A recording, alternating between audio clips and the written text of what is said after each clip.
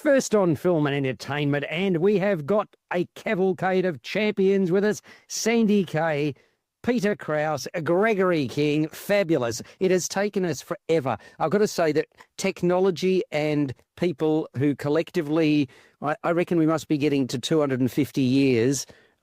It's kind of like an old tree. It needs a lot of watering. Is it me or is it the technology, Gregory King? What do you reckon? I think it's a combination of both. Yeah, fair enough. And Peter Krause, I tell you what, I've pleaded with you, and things have never gone right over the last 4 weeks when we've used this new technology. What is it? Is it you or is it I? Yes. Good. And Sandy, you're a spring chicken compared to the rest of us, of course, and you've got it straight away. I had no idea why. I'm technology savvy, Alex. That's what it is. Well, you've got your own highly successful World of Claydon program. So did you have a problem when you had to sort of set all of that up, or was that just sort of straightforward, or did somebody else do it for you? That's what I'm asking. Of course, somebody else has to teach you. You always need a bit of a guru in your life, don't you? I reckon you need more than the guru. I think that's the case. I have no idea why this is the way it is, but it is. So now the difficulty is my computer is also frozen. Can you believe that? But that's just typical. I can't actually access any of my folders now. That is just magnificent. It just keeps on getting better. Just when you think it couldn't possibly get any worse. I wanted to start, by the way, talking about a great movie, a movie that really surprised me. And by the way, I think there's a misnomer. Alex Garland, Peter, you'd know this. People mistakenly believe that he's Australian. He's English, isn't he? Yes, he is English. That's right. So why do we get the impression? Because if you look up Google Alex Garland, it starts by saying he's not Australian. So why did people think he was? Do you have any understanding of that? He might have lived in Australia or been making a few films in Australia for a few years. I don't know. Well, they might get confused with that documentary, Australian Alex Gibney. Yes. Perhaps, yeah. Maybe they got him confused with that well-known Australian Alex First. Thank you very much indeed. Now, there is going to be another 28 days later, isn't there? There's it's a Alex Garland follow-up as well. That's being... Yeah, comes out 28 days later. Thank you very much. Ex Machina, he did Civil War, which was a terrific movie. Anyway, Warfare. Firstly, huge plaudits because it's 95 minutes, Sandy. Now, that's got to immediately get a green tick, correct? And then... Absolutely. Then we've got to say that I'm traumatized having seen this movie. It is intense. It's authentic. It's an MA-rated movie with good reason, and it continues the co-writer and co-director Garland's positive trajectory. I mean, he's just making some excellent movies. Now, it's based upon memories of an incident that occurred, and it occurred in 2006 on the 19th of November. And that's when a platoon of American Navy SEALs was on a surveillance mission in insurgent territory. It was controlled by Al-Qaeda, and it was in Ramadi in Iraq. The goal of the SEALs, a couple of Iraqi scouts was with them, were with them, and then a couple of Marines as well. Their goal was to slip into and to keep a close eye on an urban residential area. And they were to do so under the cover of darkness. They were sent there to ensure the safe passage of ground forces in the area, which was going to happen the following day. So this team of SEALs was divided into 3 groups. The first operation was embedded on the 2nd floor of an apartment building. And amongst their number, there was a medic and a sniper. Elliot Miller was his name, played by Cosmo Jarvis, who we saw recently in another movie, and leading petty officer Joe Hildebrand, who I don't understand why, but he was renamed Sam in the movie, played by Joseph Quinn. Perhaps he's still an active soldier or something. I'm not sure. But the communications officer is called Ray Mendoza, played by DeFero Woone Tai. And the officer in charge of the op is an excellent actor who keeps on keeping on. His name's Will Poulter, and he plays a guy called Eric. So what was meant to be a dangerous but straightforward operation for the Navy SEALs became anything but. So almost 2 decades after this incident in Ramadi, right? I said 2006, Mendoza, who was one of the characters I spoke about, the communications officer, by then retired from the Navy, was working as a Hollywood stuntman. He was specialising in choreographing gunfight sequences. Through a stunt coordinator, he met Alex Garland, and he became a consultant on Civil War. He specifically designed battle scenes, and that included the assault at the end of the movie on the White House. These two collaborators, and I'm talking about Garland and Mendoza, became friends.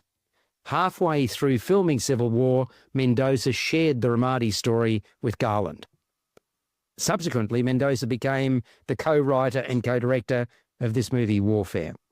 So the pair set rules for themselves not to embellish or dramatise events just for effect. It's to basically keep it as real as they possibly could. So it was anything but to glorify war. So incredibly tense is Warfare from the get-go. We are embedded with the soldiers, we being the audience. We're watching, we're waiting for something to happen. And the minutes really do tick by. And from the sights of a long-necked machine gun positioned behind a hole in an outside wall, we see the comings and goings in the building opposite. Now, in an adjacent room where members of the platoon have set up, there's a video surveillance happening and communication via walkie-talkies. So they're talking to the other, I said it's divided into 3 groups of Navy SEALs, they're talking to the others. So the American troops are in full battle dress, I should also add. Also in the house where they are embedded, they've chosen as their base, obviously this home. They didn't know, but there's a family they surprised while they were asleep in the middle of the night. And this family's now huddled together under guard. They're told to keep quiet, keep their hands where they can be seen. So what a realistic approach to this subject matter. Doesn't pull any punches. It's in your face for its entirety. So there's this sort of boots on the ground story. It's visceral, takes you to the heart of combat in a way that I can't say I've seen before. And I've seen a lot of war movies. It's shocking. It's terrifying. It's about young men doing a job caught in the crosshairs. And as difficult, as painful, as disturbing as it is to watch, I really admire its conceit. It's like we're there alongside the soldiers in the heat of battle. The filmmakers, they're intent on showing us what it was like to be surrounded and trapped under fire. So the sights and sounds that we see, the discipline, the frustration, the fear, the screams, they are long going to remain with me. Remarkable picture. It really is brilliantly conceived and executed, featuring a litany of outstanding performances. You do need a strong constitution to sit through it. I actually felt like crying out a few times, enough already, because my discomfort was so palpable. But it's got a ring of truth in its DNA, and that adds enormous gravitas. Does it not, Sandy? I loved this film, and I really don't like war movies. When the invitation came to us, and it was like, get in the battle with all of these guys, I thought, no, I won't bother going to see that. I'm not one for war action type stuff, and I dare say there are a lot of people of my gender who would probably feel the same. I can't tell you how pleased I was that I went. I absolutely loved it. You sit on the edge of your seat from the minute that it starts, and it builds really quietly. It's about 30 minutes before you get any action. Yes. And the opening scene where this group of well, I didn't even know they were Navy SEALs at the time. They're, GIs are mucking around and leering at women's bodies on a screen. It just paints this picture of the camaraderie between this platoon. And that's exactly what they were. They were really all great friends. And it goes for about 30 minutes before any action happens. And I kind of sat there and thought to myself, well, what's going on here? Where's the war? But my goodness, once it starts, it just doesn't let up. There's absolutely no respite. One sequence on the street is so immersive that I found myself ducking to avoid a bullet spray. I mean, it's quite insane. It's like one of those 3D movies where you just impregnated into the action. And it's like virtual reality. It's kind of the equivalent of it. I agree. It's interesting that you talk about the 30 minutes. I was really conscious. I snuck a look at my watch, or my phone as it was, and it was 29 minutes in, Sandy. And like you were gripping your seat because you knew something was going to happen, but you didn't know when. And that's part of the beauty of the filmmaking here. I mean, I don't know, have you seen many action war films or not? Well, I mean, I have, like in the old days, you saw those sort of classic ones I remember seeing, none of which I could actually name now. Well, I mean, did you see Saving Private Ryan? Yeah, that's exactly the one I was thinking of. Thank you for that. Yeah. But I mean, that didn't, I mean, that was eminently forgettable. I mean, yeah, it was a good film and well done and, well acted and all of that. Warfare is something that I am never going to forget. And I've got a really bad memory. I see that many films. You could ask me about one I saw a week ago and I wouldn't remember about it anymore. Warfare will stick with me always. It really is an incredible portrait of pain and horror. You see close-ups of the dry, cracked lips, the faces caked in dust and debris, the sheer terror in these guys' eyes. But what was most amazing, I think, about it is because it's so loud. That sound, as you mentioned, Alex, is such a key here. There's pounding gunshots and ground-shaking explosions, the ear-splitting roar of the fighter jets, and, of course, those agonizing screams of the soldiers. And there's also there's no massive script here. It's really lean, mean storytelling. Yes. Everybody, there's no score and there's no dialogue that really carries it forward. It's just the action, the looks on their faces that shows you everything. I think that this is a film that's not going to convince anybody to sign up to the military in a hurry, but it really is a tribute to those who do. As I said, totally unforgettable. And whether you're of my gender persuasion or not, and, most men would go, yeah, I mean, I really want to see this. And you're right, you do have to have a bit of fortitude to sit through it all because at times it's quite uncomfortable. But, ladies, go with your partners. It's an experience you're not likely to have again. Less is more is the way that this is played, because there is a lot of waiting for something to happen. And that is what makes this movie so special. I must admit that I thought Saving Private Ryan was a remarkable movie, so I still do remember that. But this is at a different level. So what about you, Greg King? Did you get as much out of this movie as Sandy and I did? Well, this is another example of what I call combat porn that takes you right into the heart of battles. You mentioned the opening scene of Private Ryan. There's been a lot of other films like that one in Benghazi that takes you into the heat of the combat as well. But this one is apparently unfolds in real time. So, it takes place, all that action takes place over the course of about 40 minutes there. But you mentioned the sound design. The soundscape and sound design is particularly effective here. The sound of the guns, the screams of the soldiers wounded, the bombs, the plane flying over, that scene there is tremendous. And also, the fact that most of the cast are not really that known allows you to go into it without those sort of heroics you get from having big name actors in the lead roles there. It's claustrophobic, it's intense, it's visceral, but it also shows what it's like under fire and immerses us in the heat of battle here. And you sort of can't get away from it. As unvarnished and real as you said, the pain is almost palpable there. We're immersed in the situation. And yeah, it's hard to look away. So yeah, it's an intriguing little film. I reckon if this was in the Oscars for this year, it would have received Oscar nominations. It's that worthy. Well, cinematography probably worthwhile as the way it goes in. A lot of handheld camera work obviously there to follow the soldiers and take us inside what's happening.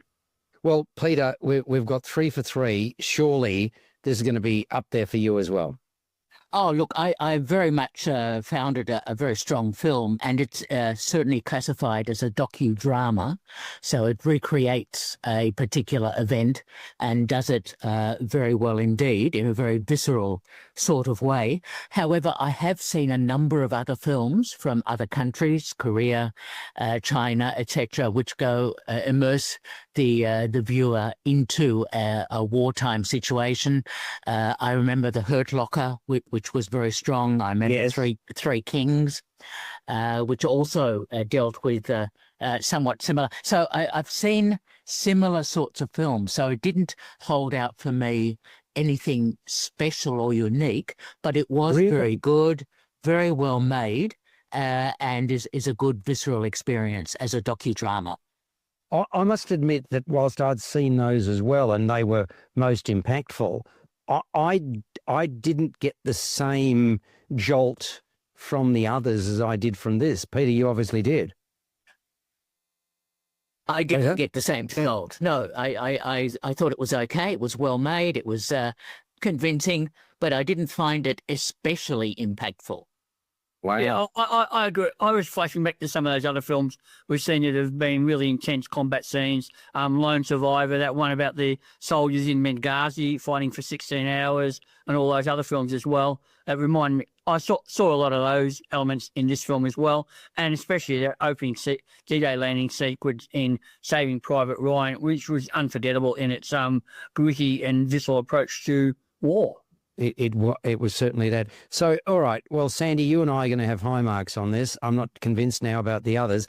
So let's start with you, Peter, as the, I think you'll be a lower mark. What are you going to give Warfare, which is rated MA and runs for 95 minutes?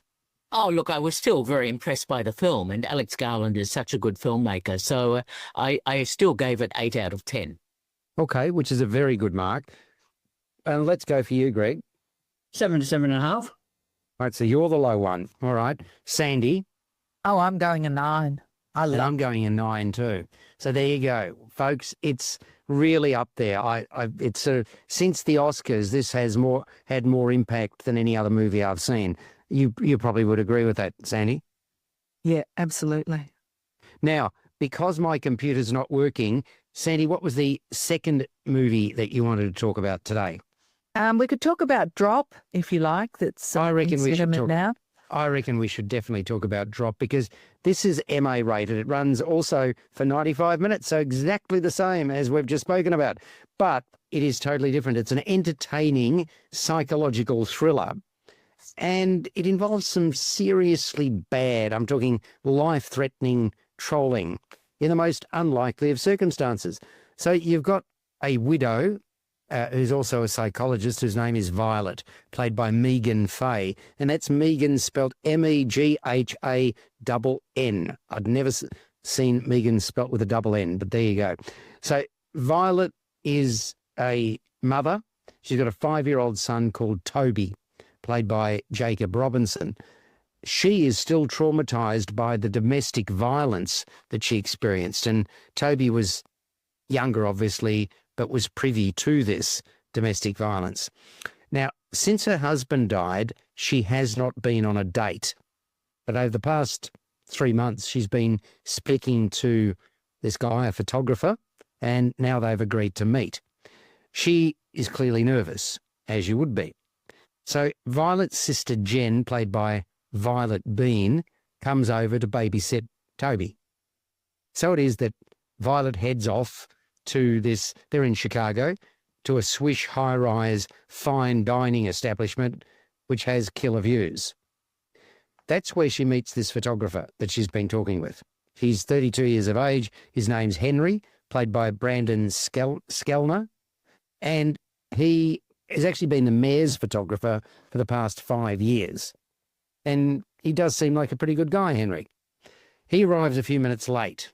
So while waiting at the bar, Violet receives a rather mysterious and creepy text message from someone she doesn't know.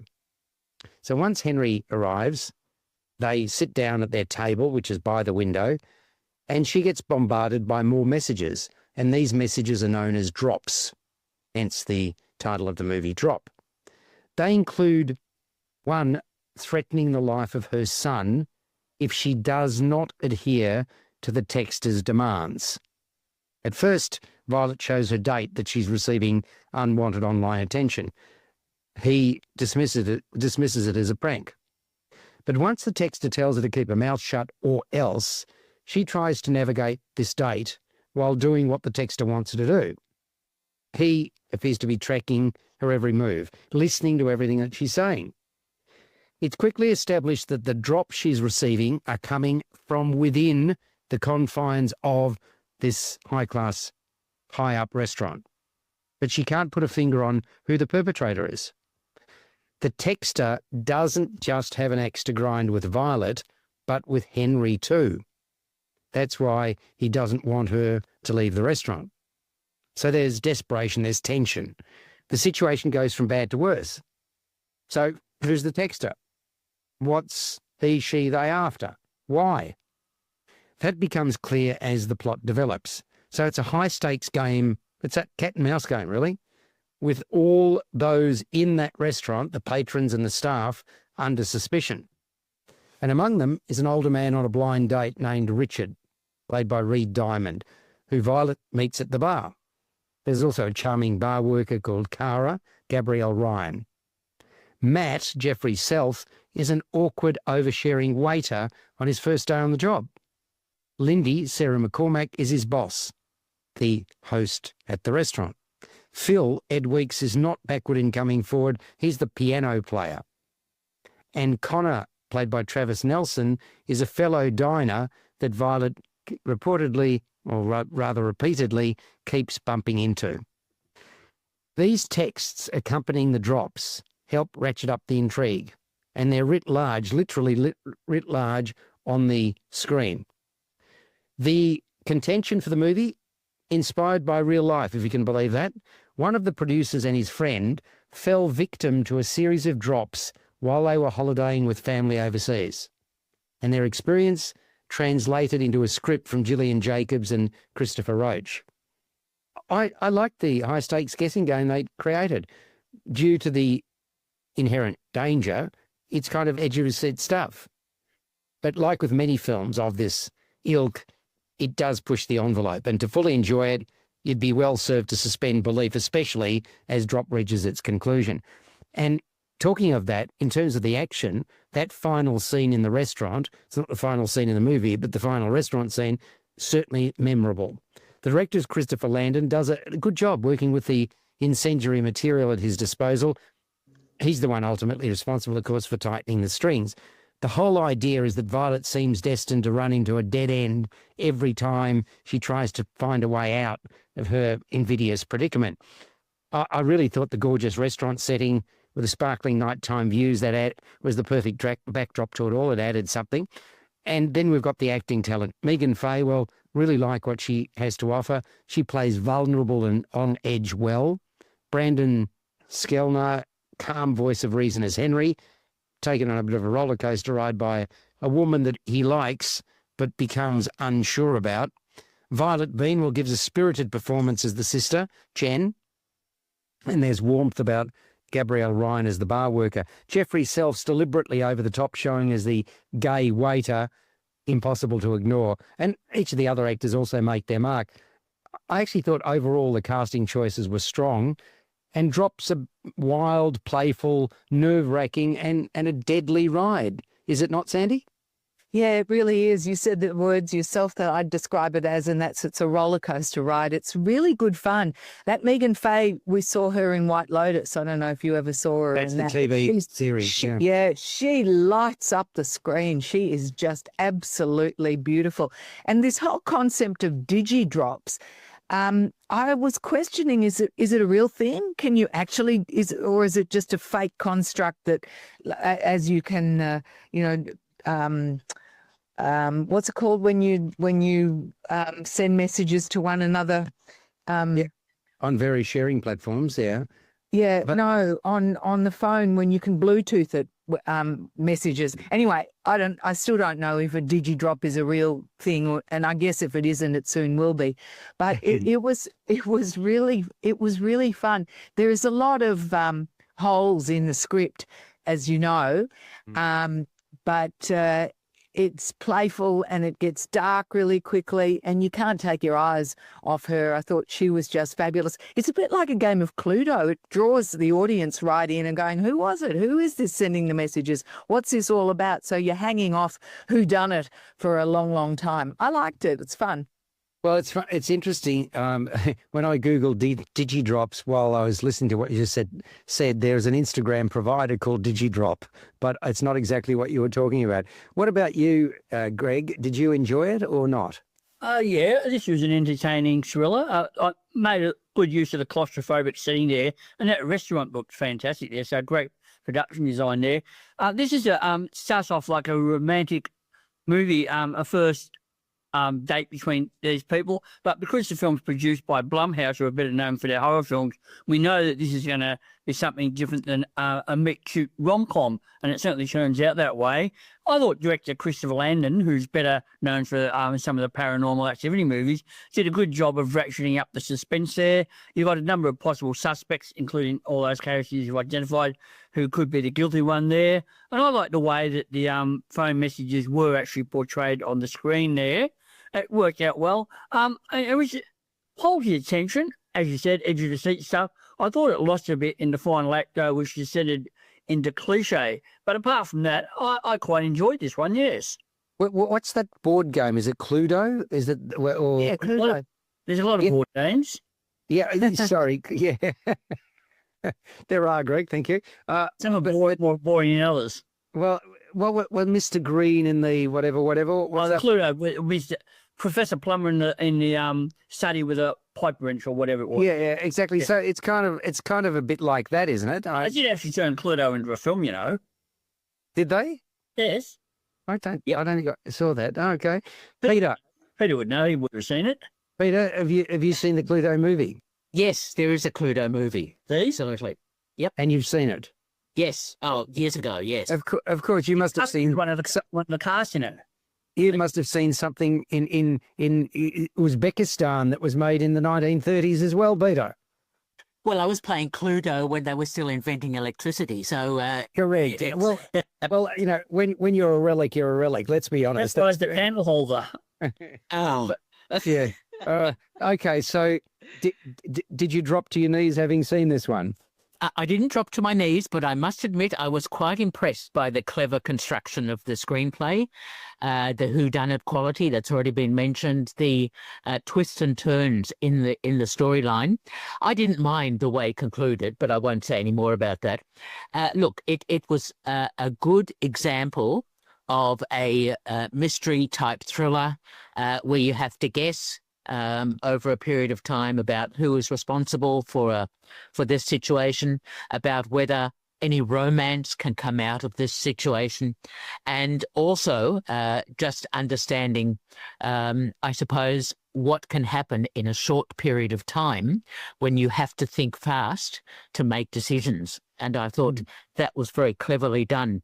Yes, Greg, I agree with you about the set. They built a very clever set for the restaurant, which is where the film is largely set, although we do get to see another venue. And I was very pleased by this film. I didn't think I was going to like it. This one reminded me a little bit of those other films with Salt, like Phone Booth and The Residence Locked. You know, one person being threatened minutes in a confined location. Yeah, it's great. Exactly. I really love that claustrophobia. I think it works extremely well. I don't love it personally, but yeah, it does. All right, so look, let's get some scores for this movie, which is MO rated, 95 minutes. It's called Drop. So in terms of, I'm just going to try and, who's going to give the lowest mark here? Let's go with you, Greg.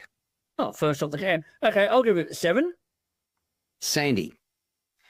Yeah, 7. Peter. What a coincidence. I also gave it 7. And I gave it 8. So there you go. I agree. I think, you know, the very end, once you leave the restaurant, that sort of loses it. It loses a bit. And I suppose I didn't really, when giving it an 8, I didn't give it, and you know, perhaps it would have come down by half a peg, but it's around that mark. So it's a good fun film. Absolutely. That was the problem with those other films I mentioned, Phone Booth and Locked, when they moved away from that initial construction setting, it tended to lose something. What was there was another one that didn't. I think it won an Oscar for a female actor, and You're not talking about Room. Well done, Greg. I thought Room was extraordinary. Did you see Room, Sandy? Sandy, you with us? No, she's disappeared. Yeah, Okay. yeah, I'm still here. Oh. I loved Room. Absolutely. I think Room was the complete package. Peter? Yes, Room was very good. Buried is another one, but Oh, yeah, Buried was scary as it. Did you see Buried, Sandy? I don't know about that. Oh, I don't think I did. Oh my golly! Right, turn the lights out and see Buried. It's an amazing film. I mean, extraordinary. The other one. What was that? This wasn't. Well, it was claustrophobic of sorts. That German movie, Peter or Greg, that was made into an American movie where people come and attack people in their own home. Hidden Games, Funny Games. Funny Games. Oh my golly. Oh, the Michael Haneke film. Michael Haneke film. You, Sandy, no? For that, you haven't seen it? No, Oh. I'm writing these down, though. You've got really these to two. avoid or see. Yeah, you really need. Yeah, see it with your partner, both of them. They are amazing. Those two films are phenomenal. So great, Funny Games. But see the German version, I reckon. What do you think? Even though the same director did the American version, it loses something in the cultural translation. The dilemma is, I've got no idea. Okay, like in a situation like this, if somebody says, I want to see a movie, and I know you can get all these streaming services, but is there any sort of, I don't know, comprehensive something on the internet that you can put in a movie and sort of see where you can see it? I don't know. I've never tried it. Are any of you aware of it? Because you know how certain things are out of print.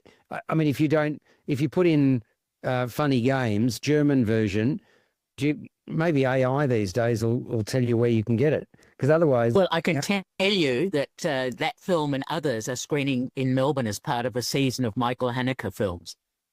Right, as we speak? Yes. Wow. Sandy, there you go. You got the option. No, I won't, but thanks. You've looked it up already? You've looked it up? Yeah. No, I'll wait for another opportunity. Hey, can we talk about The Correspondent? Because that's one I did see and I think everyone should go to. Yeah, okay, we'll do it. Well, I mean, most people, I reckon, would remember the story about Peter Gresta, the ex-ABC journo, and actually, is he still working? I don't know where he's working now. Do you know? Does anybody happen to know where he's working? Peter Gresta? No. No. Did you know? I'll find out. Did you know about the Peter Gresta story, Peter, before you saw the movie? Yes, I did. And Greg? Yes. Okay. So all detailed, but I knew sort of. Well, that's the thing. Sorry. Well, I wonder about that, Greg. When you see a movie made, within earshot of, it happened a long time ago, but you think you know it. Do you believe there needs to be more distance before making a movie, or do you think that making a movie even sooner than when this one was made is a good idea because it's got people's sort of, you don't have to spark too much memory in people's. Well, you're asking how soon is too soon for a film like Yeah, I am. It's a bad way of saying it, but yes. What do you think? What's the answer? There's no answer, but Peter wanted the film to be made. He wrote the book of his story, Yes, and then was heavily involved in making sure there was a film made of it. And I suppose the other aspect is the prescient nature of people being detained in other countries, which needs to be highlighted in a story like this. And again, it's facing journalists in now Yes. just for doing their job. That's right.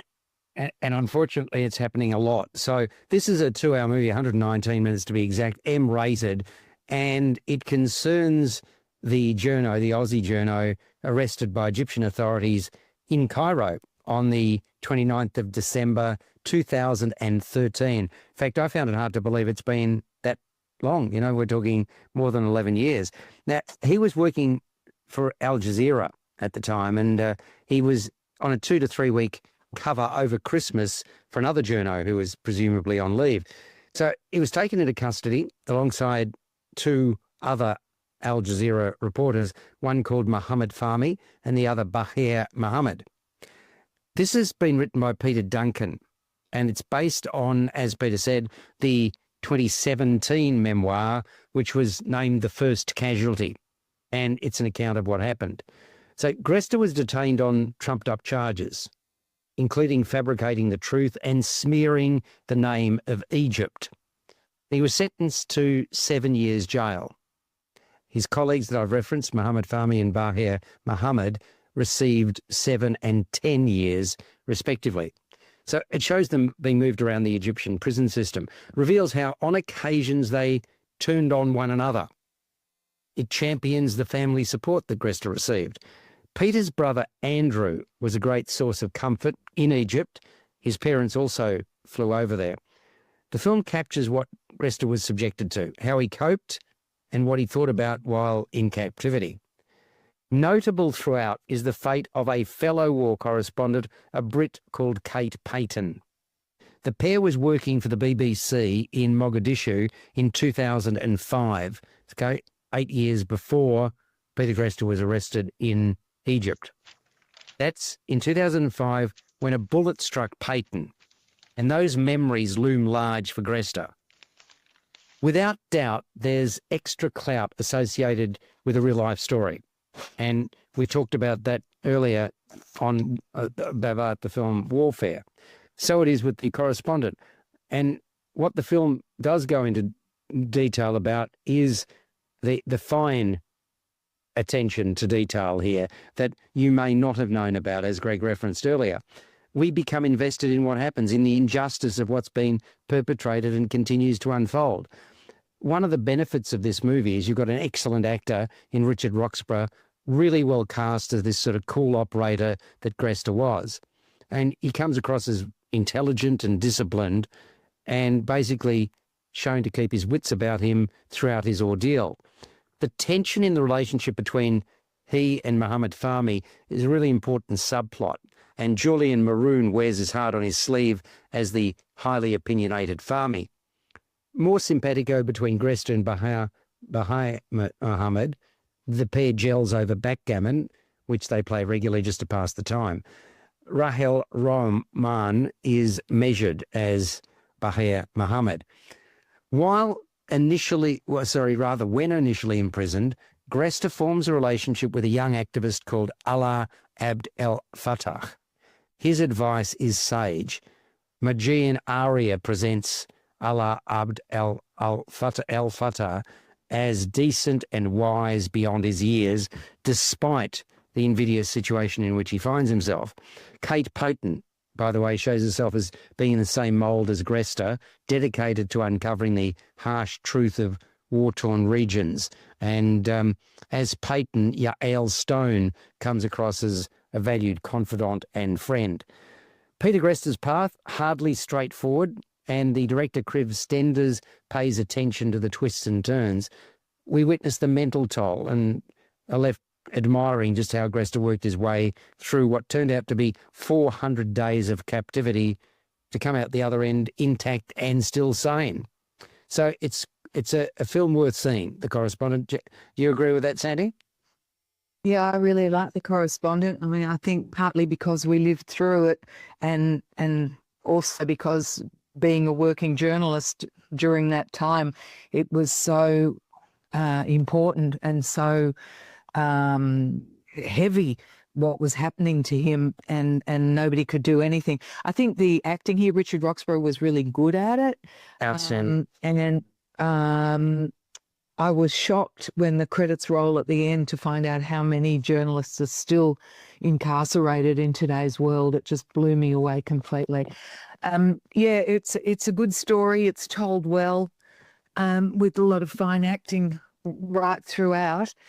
And I think it's a story that's important that everybody knows, really, that these things keep happening. But, you know, moral of the story is don't take anybody's Christmas shift. Do your own thing. Yeah, do your own thing. Well, but I mean, beyond that, I think what you spoke about just before is important. I was aware of how many journos had been imprisoned for doing their jobs, detained and so forth. I mean, it's a dangerous profession. It is. And especially dangerous when you're covering civil war and when you're covering dissent and speaking out. I mean, you can be in so many places in the world and they don't want anybody to have an opinion that's other than the party line. And that's again very much about this movie. And yet to be a journalist, I mean, you need whistleblowers, you don't want nicely manufactured PR releases. You get down and you get dirty and you get people revealing the truth. And that's what gets journos into trouble. So, Well, journo may be a thing of the past, the way America's going, right? well, yeah, I mean, it's also interesting. And again, I'm not trying to have a go specifically at one side or another, but, when you've got certain people invited to news conferences and not others, right? Traditionally, the idea of a news conference was that journos that are legitimate journos are invited to a news conference. But now they seem to pick and choose exactly who can and who can't go, which is, it's not the way that it should work in terms of giving people freedom of the media. Greg, Peter, we haven't had you Just second. before you go to Peter, Alex, I'm going to love you and leave you. Give me a said score. my- Give me a score out of 10. Correspondent rated M. I'll give the correspondent 8. And I'm going to give it an 8 as well. So what about you, Peter? I was very impressed by this film. It told a story so well about Peter Gresta and about his incarceration and about his accusations that he was a terrorist because he was working for a news organization that was getting the other side of the conflict that was going on in Egypt at the time. So there are a lot of aspects to the story. There's the issue of the journalists who are treated quite badly because no matter what their involvement is, they'll be accused of being one-sided one way or the other. I also was impressed by the handheld camera and the way that Krause directed the film, especially because he also did such a good job with the recent film on the Vietnam War, Danger Close, another excellent film by Krause. The screenplay by Peter Duncan, who wrote Children of the Revolution, etc., was a very close collaboration with Peter Gresta, and Peter was on set most of the time to be part of the filmmaking process to make sure that everything was done exactly as it happened. And Richard Roxburgh was a terrific choice as Peter to play that role. I was very impressed by this film. It is a powerful Australian film, and we should be making more of it and not dismissing it. Oh, it's just another Australian film, and people tend to dismiss Australian films somewhat, which is a great shame because this is an excellent film and deserves much more recognition. We spend a lot of money on more esoteric material, Peter, and I think that's one of the problems that not us as film reviewers have, but that the public has, getting access to movies that this feels much more mainstream to me, and I think it deserves to do well as a result. I'm not saying there's anything wrong with doing off-centre films. I don't know, have you seen The Surfer yet, which we'll talk about in weeks to come? No. Okay. And don't forget, Canada makes lots of off-centre films, and they are very successful. Yes. New Zealand. Yes, that's true. They do. We don't seem to tolerate as much. Have you seen The Surfer yet, Greg? No. Okay, this is the new Nick Cage movie. Yes, I know what it is. I'm waving to see it. Yeah, thank you very much. Yes. So, Peter, because we've already got Sandy's score and my score as 8 out of 10, what are you going to give this one? I was very impressed by the film. It deserves a lot more recognition, 9 out of 10. Oh, my golly. Wow. I thought it was good, but I wouldn't go that far, obviously. What about you, Greg? Well, first of all, I just want to say how timely it is at the moment as a reminder of the constant threats to freedom of the press that we're seeing at the moment and journalistic integrity, which is under threat at the moment too. And these scenes seem even more urgent and relevant today. It's a fairly grim film at times, so not quite as grim as Midnight Express, but it takes you inside the prison routine. And there, I thought Richard Roxburgh did a good job there of conveying both his attitude, his despair, in the prison there. It reminds me it was shot in Sydney, actually. It looked so real that you thought it was stunning. Must be Yes. in Cairo. Just and the integration of archival footage of the riots on the streets, was quite seamlessly done. So I was surprised when I read it was actually shot on location in a couple of disused prison outside Sydney there. But yeah, it's a really impressive story there. The trial sequences add a bit of tension to the film, even though it's a sort of Kafkaesque nightmare what he went through there, looking at the corrupt, unjust system of Egypt there. The performance is really good. I like the Julie Maroon as Muhammad and Rahel Ramnan there as Bahir, these two colleagues who are also arrested and charged alongside him. The film caught the sort of daily routine, the grind, the routine, the tedium of prison life quite effectively, I thought. So, yeah, it's a good film. No flashback sequences to his time in Mogadishu with Kate Payton added a bit of context to the guilt and frustration he feels there. And I thought Jeffrey Hall did a good job with the cinematography there, handheld cameras, working in close-up, all that kind of thing. So a good film. Out of 10. 7 to 7.5. Okay, so we're all recommending it, which is terrific. Now, you're on J-Air, 88 FM.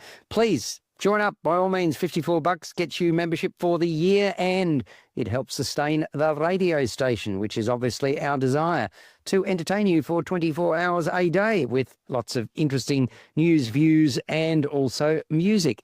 Let's talk about a movie called Sinners. So evil pervades. It's the fifth collaboration between the writer and director Ryan Coogler and Michael B. Jordan. Black Panther, Fruitvale Station, Creed, and there's a sequel to Black Panther as well. So this one's quite long. That didn't have Jordan. You're thinking Creed 2. Oh, I'm thinking Creed 2. There you go. Very good. So thank you for the correction. This is MA rated, Sinners, and it's 137 minutes. So we're in Mississippi in 1932. Which is where identical twin brothers, they say they're cousins, but they're twins, aren't they? They're known as Smoke and Stack, like the names. Both played by Jordan, return after 7 years away, and they were part of the Chicago gangland scene. I think they worked for Al Capone at one point. There must be something in the water at the moment in Hollywood, actors playing multiple roles. You had Robert Pattinson in Mickey 17 and Robert De Niro in the Alto Nights. I don't think there's ever been a period where three do it in such close succession. I agree. 3 films. But they were also in the trenches in Germany in World War I. So they're very, very close, these brothers. And now wearing fancy threads, pockets full of cash, and they've got a truckload of liquor, they buy a disused mill that they want to turn into a juke joint. And they renew acquaintances with former love interests and folks they knew that with the right incentive will help them out in terms of setting up the juke joint for a bit of fun and games and people dancing and so on and so forth.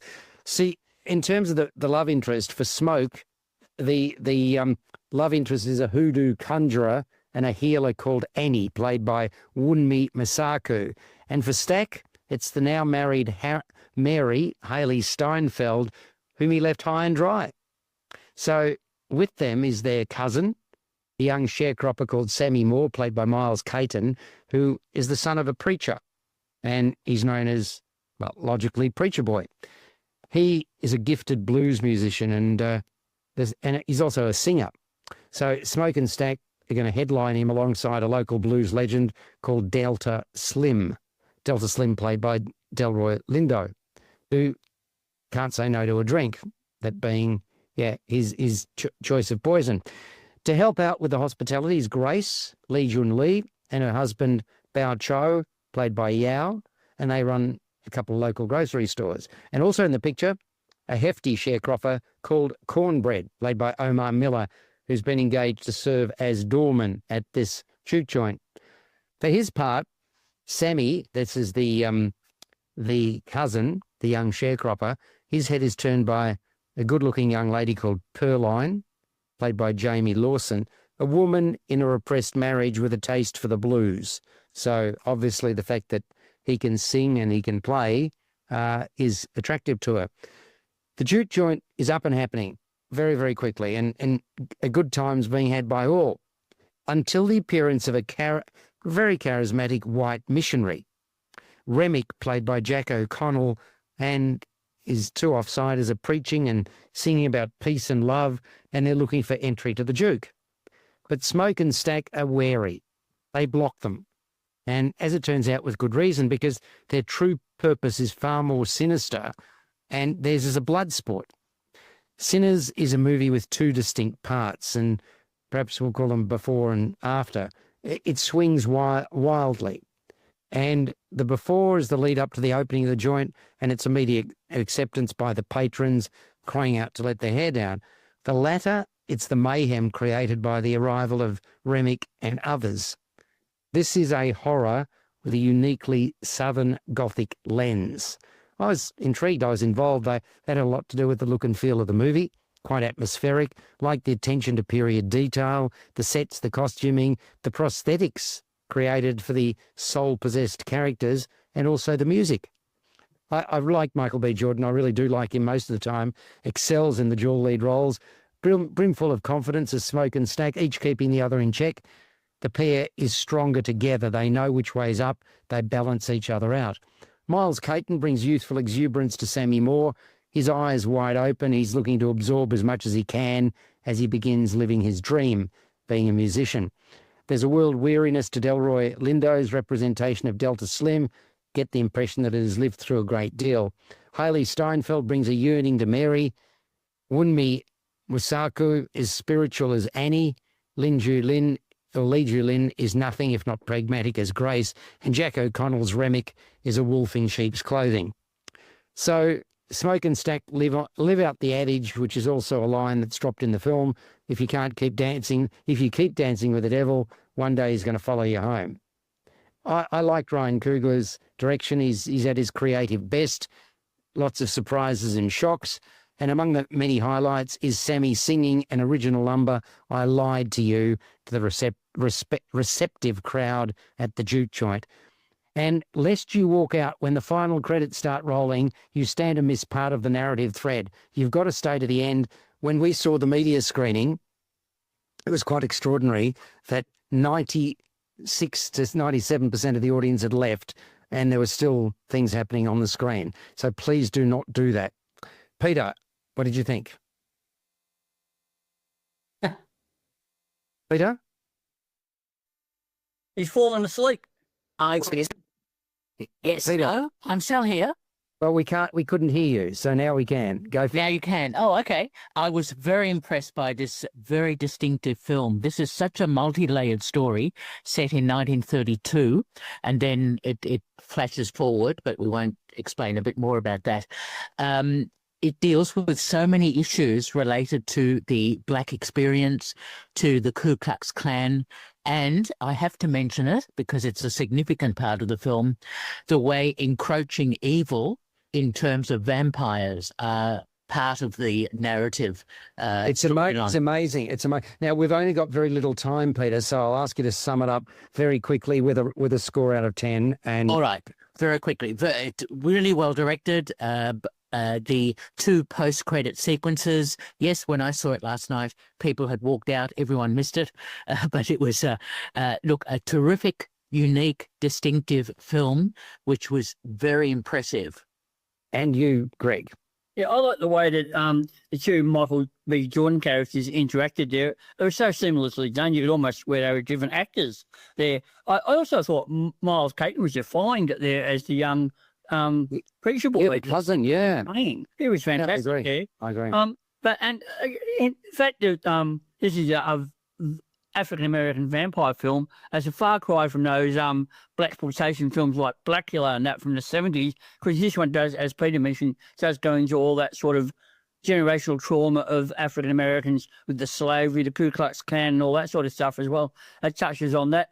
When the violence does come, the vampires get into the picture, it does turn bloody and nasty quite quickly. But a little bit of a slow build-up there, but that's part of the character building and the setting of the scene. Quite a good little film, and a bit of an unusual take on the vampire lore. Excellent. And score out of 10, Greg? Again, another 7. 7.5. Only 7.5. Okay, Peter. I gave it 9 out of 10. Great film. Oh my golly, and I gave it an 8 out of 10. Folks, we are out of time again, and I wish you well in your cinema going. Greg King, thank you so much. And Peter Krause, likewise, and Sandy, who had to leave unfortunately early. Appreciate her contribution. Till next time, over and out. First on film and entertainment.